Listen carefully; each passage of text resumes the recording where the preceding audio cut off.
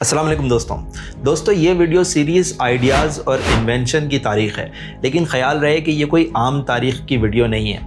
ये एक master thriller है, क्योंकि इस वीडियो सीरीज़ में इब्तिदा तो मैं करूँगा बीज बोते हुए हाथों से, लेकिन इस वीडियो के अख्तिताम पर हम पहुँचेंगे आर्टिफिशियल इंटेलिजेंस के दिमागों तक। मैं आपको वो ज़माना भी दिखाऊंगा जिस वक्त लोग पेपायरस के पेपरों के ऊपर लिखा करते थे, फिर वहाँ से प्रिंटिंग प्रेस तक और प्रिंटिंग प्रेस से गैलीलियो की टेलीस्कोप तक।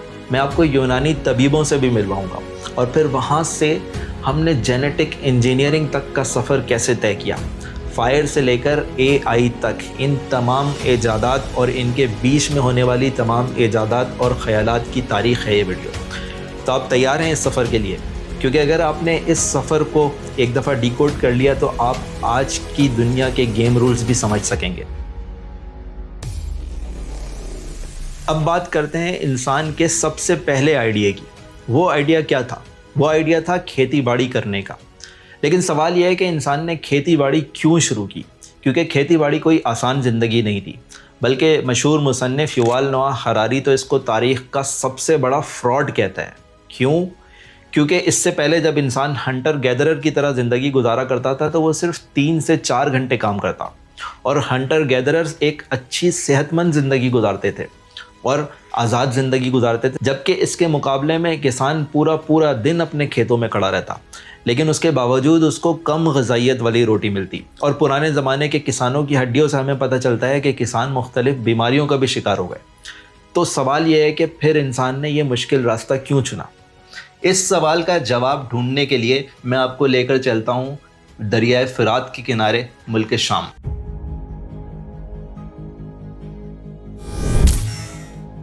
दोस्तों ये 1960 का एक गर्म दिन है। ये जो शख्स आपके सामने खड़ा है ये एंड्रयू मोर है। ये एक ब्रिटिश आर्कियोलॉजिस्ट है। ये अपने सामने मौजूद एक टीले को गौर से देख रहा है। इस टीले को अब तल अबू हुरैरा कहा जाता है। एंड्रयू मोर को यकीन था कि वो जिस चीज़ की तलाश में आया है वो इसी टीले के नीचे दफन है, लेकिन मुश्किल ये थी कि उसके पास वक्त बहुत कम था, क्योंकि सीरियन गवर्नमेंट यहाँ दरियाए फ़िरात पे एक डैम बनाने जा रही थी, और उस डैम के बनने के बाद ये इलाका हमेशा के लिए पानी के नीचे दफन हो जाता और अपने साथ उन राजों को भी दफन कर देता जिनकी तलाश में एंड्रयू मोर यहाँ आया था। इसलिए एंड्रयू मोर और उसकी टीम ने 24 घंटे काम करने का फैसला किया। जब उन्होंने खुदाई शुरू की तो उनको एक हैरानकुन चीज़ मिली। वो कुछ काली राख और शीशे के छोटे छोटे ज़र्रात थे। ये इस बात का सबूत था कि आज से 12,000 साल पहले यहाँ तल अबू हुरैरा में एक शहाब साकिब आकर ज़मीन से टकराया था। इस धमाके ने यहाँ के मौसम को एक बर्फ़ानी दौर में धकेल दिया। अब अबू हुरैरा के लोगों के पास 2 रास्ते थे, या तो वो भूखे मर जाएं या कोई नई ईजाद करें, और फिर उन्होंने दूसरा रास्ता इख्तियार किया। उन लोगों ने देखा कि इस कहत के आलम में भी कुछ पौधे ऐसे हैं जो ज़िंदा रहते हैं, सरवाइव कर लेते हैं। उन लोगों ने इन पौधों के बीज जमा करके इनको बोना शुरू कर दिया, और इस तरह इंसान ने खेती बाड़ी शुरू की। लेकिन यहाँ पे मैं ये बताना ज़रूरी समझता हूँ कि तमाम रिसर्चर्स इस बात से एग्री नहीं करते। कुछ रिसर्चर्स इनके अलावा दूसरी वजूहात भी देते हैं। जब इंसान ने खेती बाड़ी करनी शुरू की तो उसको बीज और पानी जमा करने के लिए बर्तनों की ज़रूरत पड़ी। तब उन्होंने बर्तन बनाने शुरू किए, और उसी वक्त उन्हें अंदाज़ा हुआ कि अगर इन बर्तनों को आग के ऊपर पकाया जाए तो ये बहुत ज़्यादा मजबूत हो जाते हैं।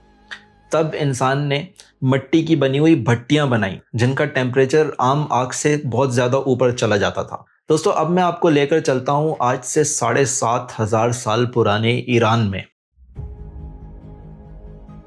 एक ऐसी ही बर्तन पकाने वाली धुआं उगलती हुई भट्टी के सामने एक कारीगर अपने बर्तन पका रहा था। गर्मी पसीने से थककर वो सामने दरख्त के नीचे जाकर लेट गया और उसे वहीं नींद आ गई।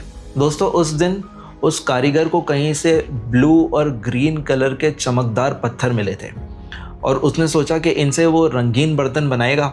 ये सोचकर वो इन पत्थरों को भी उठाकर आग में पकाने के लिए ले आया था, लेकिन असल में उसको पता नहीं था कि वो अपने साथ कॉपर की ओर्स लेकर आ गया था, जिसको उसने आग में पकाने के लिए छोड़ दिया था। जब आग का टेम्परेचर तकरीबन 1100 डिग्रीज तक पहुंचा तो ये कॉपर की ओर्स पिघलना शुरू हो गई और ये रेड कलर के शाइनिंग लिक्विड में बदल गई। जब कुछ देर बाद वो कारीगर वापस पहुंचा تو اس نے دیکھا کہ زمین کے اوپر ریڈ کلر کی شائننگ بالز پڑی ہیں. یہ کوئی عام پتھر نہیں تھا، یہ خالص کاپر تھا. اور دوستوں، اس طرح ایک حادثے سے انسان نے میٹلرجی کا فن سیکھ لیا.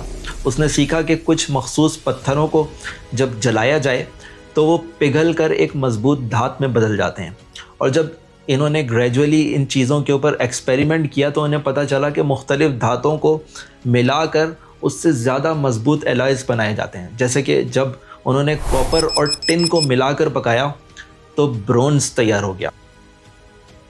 اور برونز کاپر سے بہت زیادہ مضبوط ہوتا ہے، اتنا مضبوط کہ اس کو چھری، چاقو اور تلوار بنانے کے لیے بھی استعمال کیا جاتا ہے.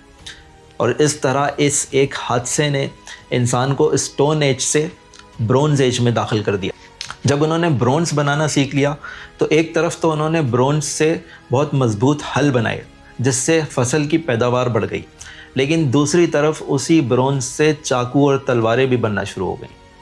اور دوستوں، اس سے پہلے جب پتھر کے زمانے میں انسان ایک دوسرے سے لڑا کرتا تھا تو وہ پتھر، لکڑیوں اور ہڈیوں کا استعمال کرتا تھا. خوب شور شرابہ ہوتا تھا، لیکن وہ جنگ اتنی زیادہ مہلک نہیں ہوتی تھی. برونز ایج کے بعد جنگ صرف لڑائی جھگڑا نہیں رہی بلکہ قتل عام بن گئی، کیونکہ انسان نے پہلی بار ایک ایسا ہتھیار تیار کر لیا تھا جس کا مقصد اپنے جیسے انسانوں کو قتل کرنا تھا.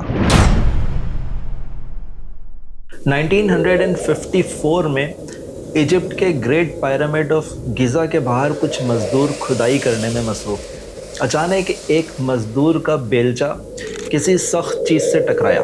جب ان لوگوں نے مل کر اس جگہ کی کھدائی کی تو یہاں پر ایک پوری سرنگ نکل آئی. جب ماہرین اس سرنگ کے اندر پہنچے تو وہ یہ دیکھ کر حیران رہ گئے کہ اس سرنگ کے اندر ہزاروں سال پرانی کسی کشتی کے بوٹ کے ٹکڑے موجود تھے. ان ٹکڑوں کو باہر نکالا گیا اور ان کو جوڑ کر دوبارہ سے بوٹ بنائی گئی. وہ یہ دیکھ کر حیران رہ گئے کہ اس بوٹ کی لینتھ تقریباً 140 فیٹ تھی. اس بوٹ کو آج ہم خوفوس سولر بوٹ کہتے ہیں اور یہ تقریباً 4,500 سال پرانی بوٹ ہے. لیکن حیرانی کی بات یہ نہیں ہے کہ یہ بوٹ کتنی پرانی ہے یا اس کی لینتھ کتنی ہے. اس سے بھی زیادہ حیرانی کی بات یہ ہے کہ اس پوری بوٹ میں ایک بھی نیل کیل استعمال نہیں ہوئی تھی. جی ہاں، پوری بوٹ میں ایک بھی نیل کا استعمال نہیں کیا گیا تھا کیونکہ اس وقت تک نیل ایجاد ہی نہیں ہوئی تھی. تو پھر ان لوگوں نے یہ بوٹ کیسے بنائی؟ اصل میں اس وقت یہ لوگ بوٹ بنانے کے لیے ایک مخصوص ووڈ جوائنری کی ٹیکنیک استعمال کیا کرتے تھے. اس کو مورٹس اینڈ ٹینن جوائنٹ کہتے ہیں، جس میں 2 لکڑی کے ٹکڑے لیے جاتے، ایک ٹکڑے کے اندر سوراخ کیا جاتا اور دوسرے ٹکڑے کے اندر ایک ابھار چھوڑ دیا جاتا، اور پھر یہ دونوں ٹکڑے بہت مضبوطی کے ساتھ ایک دوسرے میں بیٹھ جاتے تھے. لیکن مسئلہ یہ تھا کہ اس قسم کی بوٹ کو بنانے کے لیے ماہر ووڈ ورکرز کی ضرورت ہوتی تھی، اور ان کے بعد بھی اس کشتی کو بنانے کے لیے کئی مہینوں کا وقت درکار ہوتا تھا. لیکن برونز کی ایجاد کے بعد انسان نے ایک ایسی چیز بنائی جس کو آج ہم فار گرانٹیڈ لیتے ہیں. وہ چیز تھی نیل، کیل. صرف اس کیل کی ایجاد سے اس نہ صرف کشتی بنانا بلکہ گھر بنانا، فرنیچر بنانا، وہ تمام کام جن میں ہمیں 2 لکڑی کے پیسز کو ایک دوسرے سے جوائنٹ کرنا ہوتا ہے، وہ تمام کام بہت آسان ہو گئے. اور یہ ایک طرح کا ایک ریولوشن تھا، کیونکہ وہی کام جس میں اس سے پہلے کئی مہینوں کا وقت درکار ہوتا تھا، اب وہ کام چند ہفتوں میں کیے جا سکتے تھے. 1927 کا زمانہ تھا، تپتا ہوا عراقی صحرا تھا، اور یہاں پر بھی ایک انگریز ماہر آثار قدیمہ جس کا نام لیونارڈ وولے تھا، وہ اپنی ٹیم کے ساتھ اس جگہ کی کھدائی میں مصروف تھا. یہ آج سے 5,000 سال پرانے سومیرین لوگوں کا شہر اور تھا، اور وہی شہر ہے جس کو بائبل حضرت ابراہیم علیہ السلام کا گھر بتاتی ہے. اور 5,000 سال پہلے یہاں پر اس قوم کے لوگ، سومیرین لوگ، اپنے بادشاہوں کو دفن کیا کرتے تھے. اور صرف بادشاہ نہیں بلکہ بادشاہوں کے ساتھ ان کے خادم اور خزانہ بھی یہیں دفن کر دیا جاتا تھا. تو اس کھدائی کے دوران مزدوروں کو مٹی کے اندر ایک لکڑی کا فریم نظر آیا. وہ لکڑی تو گل سڑ چکی تھی، لیکن اس لکڑی کے اوپر چمکدار سے پتھر نظر آ رہے تھے. نیلے رنگ کے خوبصورت سے لاپس لازولی پتھر اور رنگین سیپیاں اور چونے کے پتھروں سے کسی منظر کی تصویر کشی کی گئی تھی۔ لیونارڈ بولے نے سوچا کہ اگر اس لکڑی کو ایسے ہی باہر نکال لیا گیا تو یہ سارا منظر ضائع ہو جائے گا، اس لیے اس نے اس کے اوپر پگھلا ہوا موم ڈال لیا اور پھر اس لکڑی کو بہت احتیاط سے نکال کر لندن لے جایا گیا، اور جب اس موم کو ہٹایا گیا تو ایک بہت خوبصورت سی تصویر سامنے آئی۔ ایک طرف جنگ کا شور تھا، سولجرز تھے، پرزنرز تھے اور چیریٹس تھے، دوسری طرف میوزک اور دعوتیں۔ لیکن دوستوں، اس تصویر میں بنے ہوئے چیریٹس کو دیکھ کر ہمیں پتہ چلا کہ یہ سومیرینز لوگ ہی تھے جنہوں نے پہلی بار ویل یعنی پہیہ ایجاد کیا۔ سومیرینز کی ایجاد کی ہوئی چیزوں کی تعداد بہت لمبی ہے، ان چیزوں کی تعداد جو تاریخ میں پہلی بار سومیرینز نے ایجاد کی۔ Map, calendar, school, library, legal code, farmers کا کیلنڈر اور یہاں تک کہ انسانی تاریخ کی پہلی سلطنت، پہلی ایمپائر بھی انہی لوگوں نے ایجاد کی تھی۔ دوستوں، یہ سومیرینز میسوپوٹیمیا میں رہتے تھے۔ میسوپوٹیمیا کا مطلب ہے دو دریاؤں کے درمیان کی زمین، کیونکہ یہ علاقہ جو آج کے عراق میں واقع ہے یہ ریور یوفریٹس اور ریور ٹیگرس کے درمیان میں تھا، اور یہی سومیرینز لوگ انسانی تاریخ کی سب سے پہلی سویلائزیشن تھے۔ انہوں نے پہلی بار انسانوں کے رہنے کے لیے سٹیز بنائے۔ یہ لوگ تھے جو پہلی بار کچے گھروں سے نکل کر جنہوں نے شہر آباد کیے، سٹیز آباد کی، اور ان لوگوں نے اپنی عبادت کے لیے اونچی اونچی عمارتیں بنائی جن کو زگریٹس کہتے ہیں۔ ان زگریٹس میں اوپر جانے کے لیے سیڑھیاں بھی بنی ہوئی تھیں۔ یہاں پر ان کے پادری رہا کرتے تھے، پریسٹ رہا کرتے تھے، اور اصل میں یہی پریسٹ ان کے رولرز بھی تھے۔ سومیرینز کے بعد اس زمین کے اوپر اکادینز آئے، اور اکادینز ہی وہ لوگ تھے جنہوں نے سارگون کی قیادت میں پہلی بار انسانی تاریخ کی ایمپائر بنائی۔ انہوں نے مختلف سیمائٹس گروپس کو اور اکادیوں کو ملا کر ایک ایمپائر بنائی۔ اکادیوں کے بعد یہاں پر اسی میسوپوٹیمین سرزمین پر اسیرینز کا دور آیا۔ لیکن دوستوں، اسیرینز کے زمانے میں دو بڑی طاقتیں ہوا کرتی تھیں، ایک خود اسیرینز اور دوسرے ایران میں رہنے والے ایلامائٹس۔ ان اسیرینز اور ایلامائٹس کے درمیان ایک زبردست جنگ ہوئی، اور اسیرینز کو لیڈ کرنے والا شخص تھا اشور بنی پال، جو کہ اسیرینز کا بہت مشہور بادشاہ ہے۔ دوستو، اصل میں اس جنگ کے اندر یہ فیصلہ ہونا تھا کہ مستقبل کی طاقت کون ہوگی۔ ایک طرف اسیرینز تھے جو اشور بنی پال کی قیادت میں موجود تھے، دوسری طرف ایلامائٹس تھے۔ ایلامائٹس ایران کے رہنے والے جنگجو لوگ تھے، اور ان کے بارے میں خیال کیا جاتا تھا کہ یہ لوگ ناقابل شکست ہیں۔ جنگ کا میدان سجا، ایک طرف ایلامائٹس تھے اور دوسری طرف اسیرینز۔ لیکن دوستوں، اس جنگ میں کچھ ایسا ہوا جو کسی نے سوچا بھی نہ تھا۔ ایلامائٹس کو زبردست قسم کی شکست ہوئی اور اسیرینز یہاں پر غالب آ گئے۔ لیکن اس کی وجہ صرف اسیرینز کی بہادری نہیں تھی، اس کی وجہ یہ تھی کہ اسیرین بلیک اسمتھس نے پہلی بار لوہے کو فولاد میں بدلنا سیکھ لیا تھا۔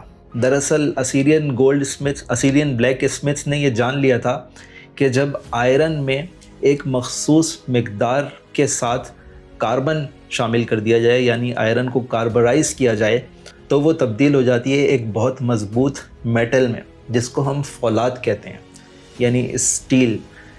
تو اسیرینز اس روز اسٹیل کی فولادی تلواروں کے ساتھ میدان میں اترے تھے، اور یہ فتح صرف اسیرینز کے جذبے اور بہادری کی فتح نہیں تھی، بلکہ یہ ایک نئے خیال اور نئی ٹیکنالوجی کی فتح تھی۔ اور اس فتح کے ساتھ ہی یہ اعلان بھی ہو گیا تھا کہ اب انسان برونز ایج سے آئرن ایج میں داخل ہو چکا تھا۔ دوستو، اس وقت ہم 646 بیفور کرائسٹ تک، قبل مسیح تک پہنچ چکے ہیں، کیونکہ ایلامائٹس کو اشور بنی پال کے ہاتھوں یہ شکست 646 بیفور کرائسٹ BC میں ہوئی تھی۔